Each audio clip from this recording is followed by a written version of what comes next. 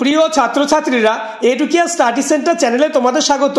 তোমাদের আগামী 17 তারিখ অর্থাৎ সোমবারে ইতিহাস পরীক্ষাকে সহজতর করার জন্য আজ আমি আলোচনা করব ইতিহাসে 4 মার্কের এবং 8 মার্কের প্রশ্নের বিস্ফোরক সাজেশন নিয়ে। তোমাদের 8টি অধ্যায় থেকে 4 মার্কের মোট 8টি প্রশ্ন এবং 8 মার্কের 3টি প্রশ্ন দিয়েছি, যেগুলি প্র্যাকটিস করলেই 100% পরীক্ষায় কমন পাবে। তাই কথা না বাড়িয়ে শুরু করছি আজকের আলোচনা, মাধ্যমিক ইতিহাসের শেষ মুহূর্তের প্রস্তুতি। মাধ্যমিক 2025 ইতিহাস শেষ মুহূর্তের প্রস্তুতি সাজেশন। 4 মার্কের মোস্ট ইম্পর্টেন্ট 8টি প্রশ্ন হলো: নাম্বার 1, চিকিৎসা বিদ্যার ক্ষেত্রে কলকাতা মেডিকেল কলেজের অবদান আলোচনা করো। দ্বিতীয় প্রশ্ন, শ্রী রামকৃষ্ণের সর্বধর্ম সমন্বয়ের আদর্শ উল্লেখ করো। নাম্বার 1 এবং 2 মোস্ট ইম্পর্টেন্ট এবং প্রশ্ন দুটি তোমাদের দ্বিতীয় অধ্যায় থেকে নেওয়া হয়েছে। তৃতীয় প্রশ্ন, 1855 সালের সাঁওতাল বিদ্রোহের কারণ আলোচনা করো। মোস্ট ইম্পর্টেন্ট এই প্রশ্নটি, যেটি তৃতীয় অধ্যায়ের প্রশ্ন। চতুর্থ প্রশ্ন, মহারানীর ঘোষণাপত্রের ঐতিহাসিক তাৎপর্য লেখো। নাম্বার 5, বাংলা বিজ্ঞান চর্চার বিকাশে মহেন্দ্রলাল সরকারের অবদান আলোচনা করো। চতুর্থ প্রশ্নটি চতুর্থ অধ্যায়ের এবং পঞ্চম প্রশ্নটি হলো পঞ্চম অধ্যায়ের। পরের প্রশ্ন আলোচনার আগে যারা এখনো আমার চ্যানেলটিকে সাবস্ক্রাইব করোনি, এখনই চ্যানেলটিকে সাবস্ক্রাইব করে পাশের বেল আইকনটি প্রেস করে নোটিফিকেশন অল করে দাও এবং ভিডিওটি তোমার বন্ধুদের মধ্যে শেয়ার করে দাও।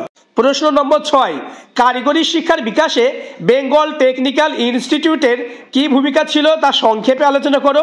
নাম্বার 7, ছাপা বইয়ের সঙ্গে শিক্ষা বিস্তারের সম্পর্ক আলোচনা করো। 8 নম্বর প্রশ্ন, হায়দ্রাবাদ রাজ্যের ভারতভুক্তির পথে বাধাগুলি কি কি ছিল তা সংক্ষেপে আলোচনা করো।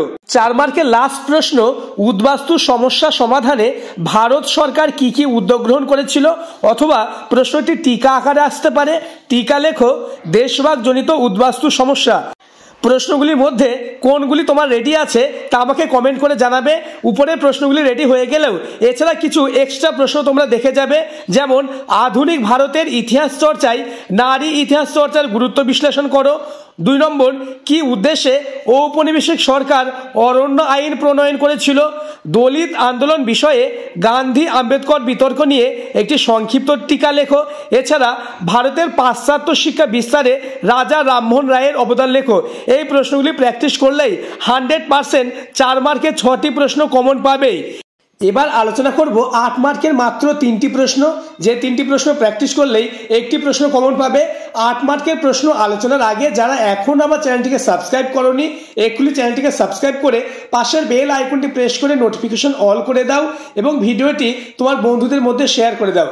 8 মার্কের মোস্ট ইম্পর্টেন্ট প্রশ্নগুলি হলো: প্রথম প্রশ্ন, সশস্ত্র বিপ্লবী আন্দোলনে নারীদের ভূমিকা সংক্ষেপে আলোচনা করো। দ্বিতীয় প্রশ্ন, বঙ্গভঙ্গ বিরোধী আন্দোলনে নারী সমাজের ভূমিকা আলোচনা করো এবং তাদের আন্দোলনের সীমাবদ্ধতাগুলি সংক্ষেপে আলোচনা করো। 8 মার্কের মোস্ট ইম্পর্টেন্ট 3 মার্কের প্রশ্ন হলো: বাংলার কারিগরি শিক্ষার বিকাশের সংক্ষিপ্ত পরিচয় দাও। চতুর্থ প্রশ্ন, 19 শতকের বাংলায় সমাজ সংস্কারক আন্দোলনে ব্রহ্ম সমাজগুলি কিরূপ অবদান ছিল তা আলোচনা করো। এছাড়াও 8 মার্কের 2টি গুরুত্বপূর্ণ প্রশ্ন তোমরা মুখস্থ করে যাবে।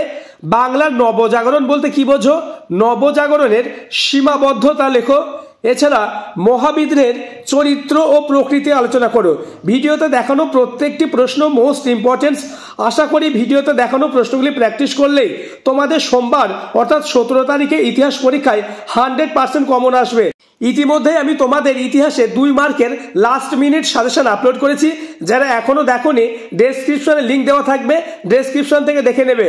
আজকের ভিডিও এই পর্যন্ত, দেখা হচ্ছে পরবর্তী ভিডিওতে।